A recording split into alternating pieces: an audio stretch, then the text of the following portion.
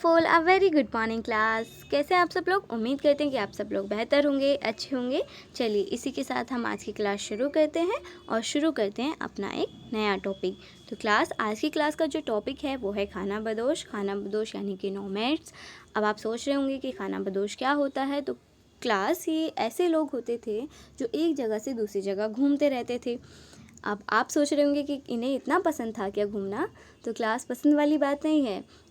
ये इसलिए घूमते थे क्योंकि इनके साथ जानवर होते थे और उस वजह से इन्हें जाना पड़ता था, घूमना पड़ता था एक जगह से दूसरी जगह।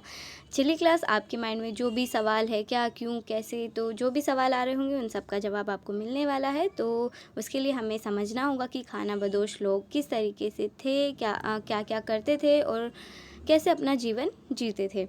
तो आज जो हम खानाबदोश के बारे में पढ़ेंगे उसमें देखेंगे घुमंतू चरवाहे, बंजारे और यात्रा करने वाले समूह। तो चलिए एक एक करके हम जानने और समझने का प्रयास करते हैं। तो क्लास सबसे पहले हम बात करते हैं घुमंतू लोगों की, यानी कि घूमते चरवाहों की। जैसे आपको शब्द से ही पता चल रहा होगा, घूमते चरवाहे यानी कि घूमने वाले लोग। तो ये जो लोग थे वो अपने जानवरों के साथ एक जगह से दूसरी जगह घूमते रहते थे और जानवरों के साथ बहुत दूर तक चले जाते थे। अगर इनके जीवन जीने की बात हो कि अपना जीवन किस तरीके से जीते थे, तो अपना जीवन ये दूध और पशु से जो भी इन्हें चीज़ें मिलती थी, जैसे पशु से इन्हें ऊन मिलता होगा, है ना, दूध से ये घी भी बना लेते होंगे, तो उन सारी चीज़ों से ही इनका जीवन यापन चल रहा था। लेकिन क्लास, क्या सिर्फ जीवन यापन करने के लिए यही चीज़ें चाहिए होती हैं? बिल्कुल नहीं, इन्हें और भी चीज़ें चाहिए होंगी। जैसे इन्हें क्या चाहिए होगा क्लास? इन्हें अनाज चाहिए होगा, कपड़ा चाहिए होगा, बर्तन चाहिए होंगे। तो ये क्या करते थे, जो भी खेतिहार लोग होते थे उनसे अनाज, कपड़ा और बर्तन ले लिया करते थे और बदले में उन्हें ऊन, घी, ये सारी चीज़ें दे दिया करते थे। तो ये चीज़ों का अदला बदली करके इस तरीके से अपने जीवन को अच्छे से व्यतीत कर रहे थे। चलिए क्लास, आप जानते हैं व्यापारी खानाबदोश के बारे में। तो व्यापारी खानाबदोश यानी कि बंजारे लोग। अब बंजारे लोग सबसे महत्वपूर्ण व्यापारी खानाबदोश थे। ये बहुत ही इम्पॉर्टेंट है क्लास, कि व्यापार की दृष्टि से ये बहुत ही ज़्यादा महत्वपूर्ण थे, इम्पॉर्टेंट थे। और इनका जो कारवा था, अभी आपको पिक्चर्स में दिख रहा होगा कि बहुत सारी भीड़ है और बहुत सारे लोग कहीं पर जा रहे हैं। तो क्लास, ये जो कारवा है, ये जो भीड़ आपको दिखाई दे रही है, इसको टांडा कहते थे। अब आपको दिख रहा होगा कि इसमें कई सौ लोग हो सकते हैं, है ना, और ये एक परिवार तो हो नहीं सकता, तो कई सारे परिवार इसमें शामिल होते थे और कई सौ लोग इसमें शामिल होते थे। तो ये जो इस तरीके से जाते थे, तो इनके जो कारवा था उसी को टांडा कहा जाता था। अब ये क्या करते थे क्लास, ये जैसे एक जगह से जा रहे हैं, तो कहीं पर अगर इन्हें सस्ती चीज़ मिली, यानी कि सस्ता अनाज मिल गया इन्हें इस एरिया से, तो वो क्या करेंगे, वहाँ से उसे ख़रीद लेंगे और ख़रीदने के बाद उन्हें अपने साथ लेकर चलेंगे और कहीं ऐसी जगह आएगी जहाँ पर वो उससे महंगे में बिक जाए, तो उसे वहाँ पर बेच देते थे। तो इस तरीके से ये मुनाफा कमा लेते थे और व्यापार किया करते थे। अगर इनके टांडा और बंजारों के बारे में और जानने के लिए क्लास देखते हैं हम लोग कि 17वीं शताब्दी की शुरुआत में भारत में आने वाले एक अंग्रेज़ व्यापारी, जिनका नाम पीटर मंडी है, उन्होंने बंजारों का वर्णन किया है। और किस तरीके से उन्होंने बंजारों का वर्णन किया है, चलिए देखते हैं। उन्होंने कहा कि सुबह सुबह हमारी मुलाकात बंजारों की टांडा से हुई। उसमें 14,000 बैल थे और जो सारे बैल थे वो पशु सारे गेहूं और चावल जैसे अनाजों से लदे हुए थे। ये जो बंजारे लोग हैं, ये जो टांडा जा रहा था, इसमें पूरी घर गृहस्थी, बीवी, बच्चे, सब चीज़ें साथ लेकर चलते थे और इसमें कई परिवार होते थे। उनके जो जीने का तरीका था वो अलग तरीके से था, मतलब वो कई कई मील तक का सफ़र कर लेते थे। एक दिन में 6 या 7 मील से ज़्यादा सफ़र वो नहीं करते थे और इस टांडा में 6 से 700 तक लोग होते थे।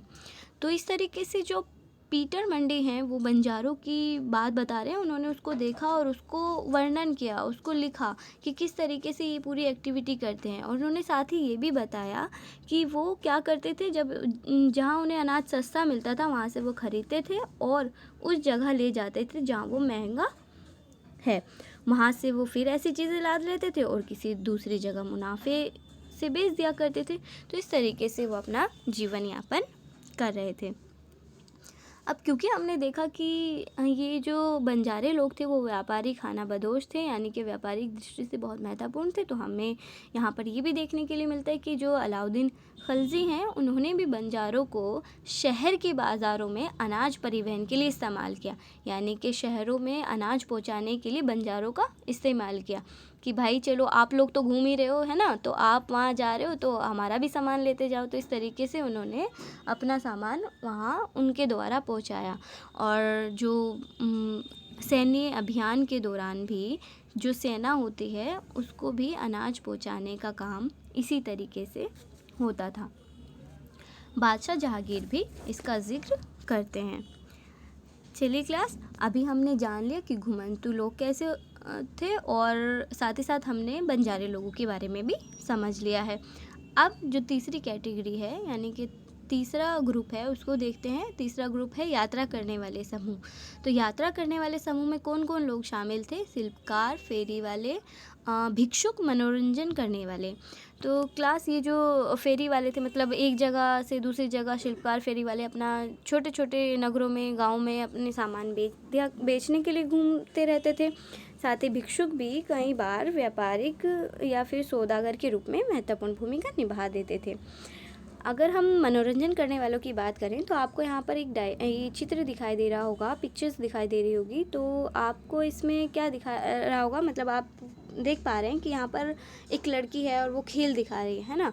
आपने हो सकता है कि अपने आसपास कई तरीके के इस तरीके के खेल देखे हों, जैसे बंदर मदारी आता है और बंदर को नचाता है ना। हो सकता है आपने सांप वाला खेल भी देखा हो। तो क्लास अगर आपने ये सारे खेल देखे होंगे तो आपने क्या ऑब्ज़र्व किया होगा, आपने देखा होगा कि जो खेल दिखाते हैं वो रोज़ एक जगह नहीं दिखाते हैं, है ना। आपने अपने आसपास खेल देखा तो कल भी आपको वो वहाँ नहीं दिखेगा, ठीक है। आज के लिए इसलिए अच्छे से देख लो। तो ये क्या करते हैं, ये एक जगह से दूसरी जगह पर जाते हैं और गांव शहर बदलते रहते हैं, ठीक है। आज इस गांव में हैं, कल किसी और गांव में हैं। तो इस तरीके से ये सभी लोग अपने अलग अलग व्यवसायों के चलते नगरों और गांव में कमाई के लिए एक जगह से दूसरी जगह यात्रा करते हैं। आई होप क्लास के आपको खानाबदोश समझ आया हो और उसके अंदर किस किस तरीके से लोग अपने काम को लेकर, अपने व्यवसाय को लेकर और अपने जीवन निर्वाह को लेकर किस किस तरीके से एक जगह से दूसरी जगह यात्राएं करते थे, ये हमने जाना। चलिए क्लास, अब जैसे जैसे समय बीतता जा रहा था वैसे वैसे हमारा समाज बदलता जा रहा था और समाज में नई जातियाँ, नई श्रेणियाँ यानी कि न्यू कास्ट और हायरार्कीज़ डेवलप होती जा रही थी। तो हम देखेंगे कि किस तरीके से नई जातियाँ जो समाज में उभर रही थी उनका जनजातीय समाज पर क्या प्रभाव पड़ा। तो सबसे पहले हम देख लेते हैं कि समाज किस तरीके से बदल रहा था। तो हमने चैप्टर के स्टार्टिंग में आपको वर्ण व्यवस्था के बारे में बताया था। आप क्लास 6 में भी ये चीज़ सीख चुके हैं। चलिए मैं एक बार आपको फिर बताती हूँ। वर्ण व्यवस्था सिंपल क्लास की वर्ण व्यवस्था एक ऐसी व्यवस्था थी जिसमें जो समाज था वो 4 वर्णों में विभाजित था। वो 4 वर्ण ब्राह्मण, क्षत्रिय, वैश्य और शूद्र थे, जिसमें जो ब्राह्मण थे वो समाज में सबसे ऊंची स्थिति उनको प्राप्त थी और जो शूद्रास थे वो निम्न स्तर पर थे। और ऐसा इसलिए हुआ था क्लास क्योंकि जो ब्राह्मण थे, मतलब इन सब लोगों का अपना अलग अलग काम था। तो शूद्रों को निम्न स्थिति उनके कामों के कारण मिली थी कि वो इस तरीके का काम करते हैं, तो उनको कम आंका गया और दूसरों के मुकाबले। जो ब्राह्मण हैं वो मतलब ज़्यादा ज्ञानी हैं और वो पुजारी, कर्मकांड, पूजा पाठ ये सारे काम किया करते थे। क्षत्रिय शासक के रूप में महत्वपूर्ण भूमिका निभाते थे। समाज में जो व्यापारिक गतिविधियाँ होती थी उनको सारा कंट्रोल वैश्य लोग किया करते थे। तो इस तरीके से समाज को 4 वर्णों में विभाजित किया गया था। लेकिन क्लास धीरे धीरे जो समय है वो बदलता रहा और समाज का स्वरूप भी बदलने लगा। अभी तक सिर्फ हमने 4 वर्णों के बारे में जाना, लेकिन आगे हम क्या देखते हैं कि हर एक वर्ण में अलग अलग कई तरीके की जातियों को इमर्ज होने लगा, कई अलग अलग तरीके की जातियों का विकास होने लगा। जैसे कि हम देखते हैं कि ब्राह्मणों में भी नई जातियाँ सामने आई। लोहार, सुनार, बढ़ई और राजमिस्त्री भी ब्राह्मणों द्वारा अलग जाति के रूप में पहचाने गए। तो हम देखेंगे ब्राह्मणों में अलग जातियाँ निकल रही हैं, क्षत्रियों में से अलग जातियाँ निकल रही हैं, तो अलग अलग जातियों का अब विकास हो रहा है। और अब वर्ण के बजाय जाति समाज के संगठन का आधार बनी, कि अब जो समाज का संगठन होगा वो वर्ण के आधार पर नहीं हो रहा था, अब वो जातियों के आधार पर हो रहा था। जातियाँ महत्वपूर्ण हो गई थी। अब अगर हम देखें तो हम पाएंगे कि 11वीं और 12वीं सदी तक आते आते क्षत्रियों के बीच नए राजपूत गोत्रों की ताकत का इजाफा हुआ। यानी कि जो क्षत्रिय वर्ण था, जो कैटेगरी थी, उसमें राजपूत एक बहुत ही पावरफुल रूप में इमर्ज होकर सामने आए। ये जो राजपूत थे ये हूण, चंदेल, चाणक्य जैसे अलग अलग वंशों से संबंधित थे। अब क्योंकि ये बहुत ही जो बहुत ही पावरफुल होकर आए, तो बाकी जो लोग थे, जनजातियां थीं, उन्होंने सोचा उन पर अब हम ये देखेंगे सीधा कि ये सारी जो चीज़ें हो रही थी, सारा जो परिवर्तन हो रहा था, उन पर जनजातियों पर उसका क्या प्रभाव पड़ा। तो जनजातीय लोगों ने भी इसका अनुसरण यानी कि इसको अपनाना शुरू कर दिया। अब क्लास अपनाना शुरू कर दिया तो उन्होंने क्यों अपनाया होगा, सबसे पहला सवाल तो ये आता है। क्योंकि जब हमने चैप्टर शुरू किया था तो हमने तो ये देखा था कि जो जनजातीय समाज होता है वहाँ तो भाई किसी तरीके का भेदभाव होता ही नहीं है, असमानता होता ही नहीं है ना। ये तो दूसरे समाजों में ही होता है, लेकिन अब जनजातीय समाज भी इसे अपनाने लगी। तो ऐसा क्यों हुआ? तो क्लास वो ऐसा इसलिए हुआ क्योंकि जो जनजातियाँ लोग थीं, कई जनजातियाँ बहुत महत्वपूर्ण भूमिका निभा रही थी और वो शासक के रूप में अपने आप को दिखाना चाहती थी।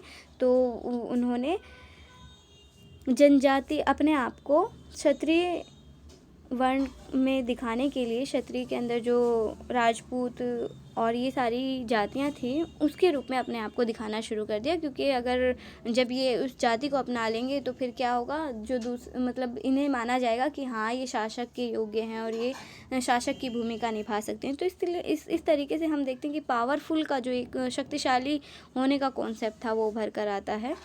और साथ ही साथ हम देखते हैं कि ब्राह्मणों के समर्थन से कई जनजातियां जाति व्यवस्था का अब हिस्सा बन गई और ब्राह्मणों ने इन्हें समर्थन दिया और वो जाति व्यवस्था का हिस्सा बन गई, है ना। अब वो भी इस तरफ आने लगी।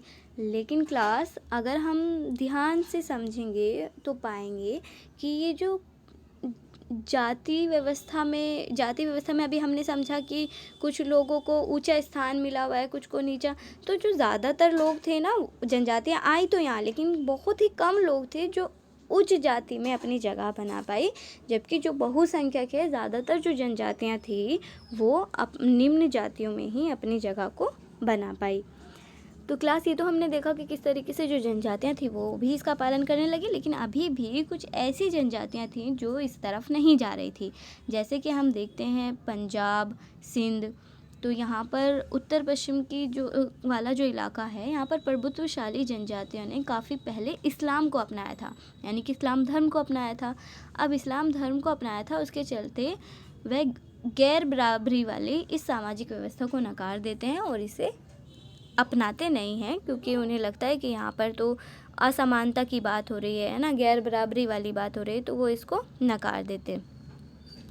तो क्लास आई होप कि आपको ये सारी चीज़ें समझ आई हों। तो आज हमने अपनी क्लास में क्या सीखा, क्या जाना। तो हमने आज अपना खाना बदोश लोगों के बारे में जाना कि वो किस किस तरीके से यात्राएं करते हैं अलग अलग तरीके से और किस तरीके से अपना जीवन यापन करते हैं। साथ ही हमने ये देखा कि जो समाज का स्वरूप किस तरीके से बदल रहा था और उसका जनजातीय समाज भी उससे अछूती नहीं रही, उसका जनजातीय समाज पर क्या प्रभाव पड़ा। साथ ही साथ सभी तरीके से एक जैसा प्रभाव नहीं पड़ा। अभी भी कुछ ऐसी जनजातियाँ थी जो इस जाति व्यवस्था को नकार रही थी।